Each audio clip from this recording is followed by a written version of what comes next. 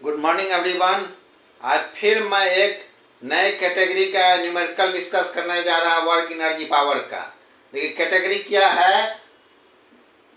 ये कैटेगरी है work energy theorem से। वर्क एनर्जी थ्योरम जो हम लोग आप लोग को पढ़ाए हैं थ्योरी पार्ट में, उस बेस पर हम न्यूमेरिकल आज डिस्कस करने जा रहे हैं। देखिए क्वेश्चन क्या है आपका, a force F equal to 60 newton, ठीक है, act on A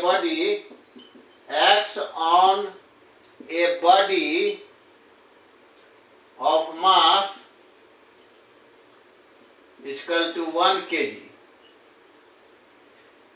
starts from rest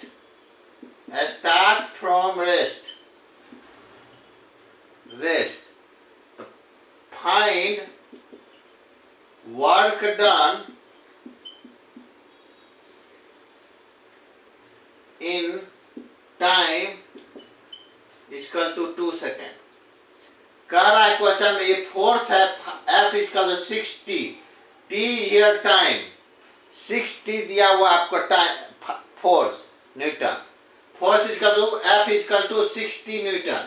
act on a body, एक किसी बॉडी पर लग रहा है जिसका मास है 1 kg। वो रेस्ट से स्टार्ट हो रहा है एंड पूछ रहा है कि 2 सेकंड में कितना काम हुआ। तो इस तरह का न्यूमेरिकल देखिए कैसे वर्क एनर्जी थ्योरम से बनता है। वर्क एनर्जी थ्योरम क्या है ये तो आपको लोग बताए हुए हैं थ्योरी पार्ट में।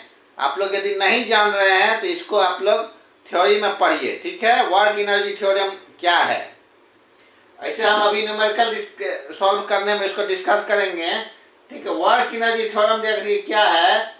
वर्क डन जो होता है चेंज इन काइनेटिक एनर्जी होता है। वर्क एनर्जी थ्योरम क्या है, वर्क डन इक्वल टू होता है चेंज इन काइनेटिक एनर्जी, ठीक है। काइनेटिक एनर्जी में जो चेंज आया वही वर्क डन बराबर होता है, ठीक है। अब इसमें हम देखिए इस न्यूमेरिकल में हम क्या करेंगे। इस न्यूमेरिकल में आपको दिया हुआ है फोर्स 60, तो आपको पता है फोर्स इक्वल टू क्या होता है ma। यहां से हम एक्सीलरेशन निकाल लेंगे, a इक्वल टू हो जाएगा F/m। F आपको दिया हुआ 60, m आपको 1 kg, यानी a इक्वल टू हो गया आपको 60। एक्सीलरेशन देखिए इसमें क्या है, आपको यहाँ एक्सीलरेशन जो है इस क्वेश्चन में एक्सीलरेशन कांस्टेंट नहीं है, वेरी कर रहा है। इसलिए हम इस क्वेश्चन में डायरेक्ट हम मोशन का इक्वेशन नहीं लगा सकते, क्योंकि मोशन इक्वेशन जो आपको बताए हुए हैं, मोशन इक्वेशन जब कांस्टेंट एक्सीलरेशन रहता है तभी काम करता है। जब एक्सीलरेशन ही वेरिएबल है उस केस में मोशन इक्वेशन काम नहीं करता। अब देखिए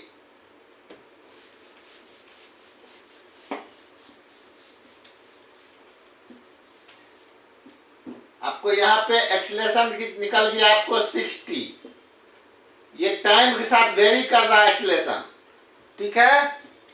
इसलिए अब इस केस में हम आपको मोशन इक्वेशन डायरेक्ट यूज करके वेलोसिटी नहीं निकाल सकते हैं, यहाँ पे इंटीग्रेशन लगाना पड़ेगा, ठीक है।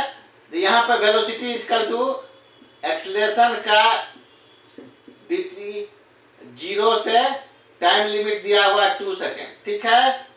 यहाँ इसको इंटीग्रेट करेंगे, यहाँ 60 dt, देखिए ये हो गया आपको half 6t²।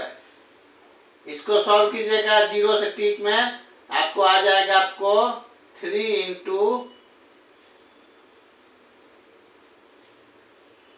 4 12 metre per second. Velocity final velocity देखिए निकाले इंटीग्रेट करके, ठीक है। 12 मीटर पर सेकेंड आ गया, वेलोसिटी आपका आ गया 12 मीटर पर सेकेंड। वेलोसिटी जब फाइनल वेलोसिटी निकल गया आपको अब लगाना है वर्क एनर्जी थ्योरम।